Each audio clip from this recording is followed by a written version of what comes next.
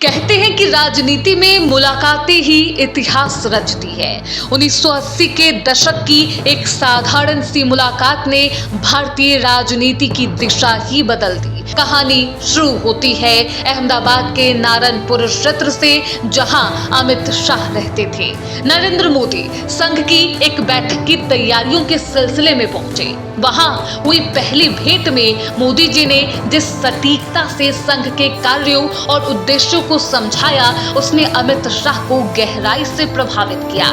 करीब 1000 से ज्यादा युवाओं का कार्यक्रम जिस बारीकी और अनुशासन से तैयार किया गया, अमित शाह ने महसूस किया कि नरेंद्र मोदी सिर्फ आयोजन नहीं करते, बल्कि हर कदम किसी एक मकसद से रखते हैं। इस अनुभव ने अमित शाह को ये सिखाया कि तैयारी और जनसंपर्क से ही लक्ष्य को हासिल किया जा सकता है, और यही है असली मंत्र। मोदी और शाह ने गुजरात में ऐसा काम कर दिया जो आज तक कोई नहीं कर पाया। 1985 से 1990 तक गुजरात विधानसभा में भाजपा के मात्र 11 विधायक थे।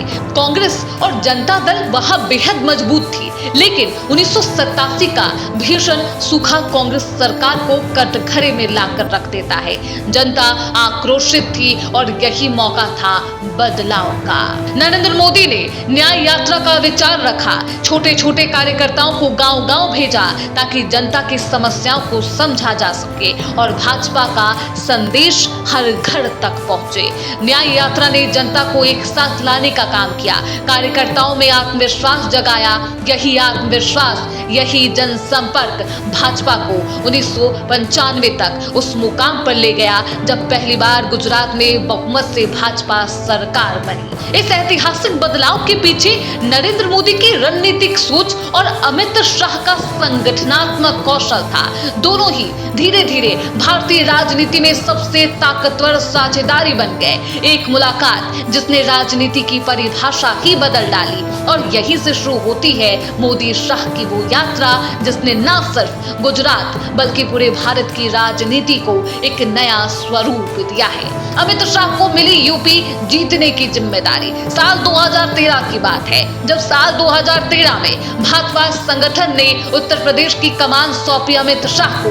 मिशन साफ था, मोदी जी की लोकप्रियता को वोटों में बदलना। अमित शाह ने संगठन मजबूत किया, बूथ लेवल पर फोकस किया, जनता को जातिवाद से ऊपर उठकर देश हित में मतदान करने को प्रेरित किया। नरेंद्र मोदी ने जनता में ये विश्वास जगाया, देश बदल सकता है, और अगर देश बदलना है तो शुरुआत करनी होगी उत्तर प्रदेश से। इस विश्वास और रणनीति का नतीजा सामने आया। साल 2014 में भाजपा ने उत्तर प्रदेश की 80 लोकसभा सीटों में से 71 सीटों पर जीत हासिल की। ये सिर्फ चुनावी जीत नहीं थी, ये था भारत की राजनीति में एक नए युग का आगाज। मोदी जी की लोकप्रियता और अमित शाह की रणनीति ने मिलकर इतिहास रचा, मजबूत फैसले लिए। अनुच्छेद 370, वो धारा जिसने दशकों तक जम्मू कश्मीर को भारत के बाकी राज्यों से अलग रखा, लेकिन उसको कोई हटा नहीं पाया। हटाने की हिम्मत और ताकत तब आई जब नरेंद्र मोदी दोबारा पूर्ण बहुमत से प्रधानमंत्री बने। संसद के पहले ही सत्र में अनुच्छेद 370 हटा दिया गया। इसका उद्देश्य था देश की एकता और आतंकवाद पर रोक। दुनिया के लिए साफ संदेश था, कश्मीर भारत का अभिन्न हिस्सा है और हमेशा रहेगा।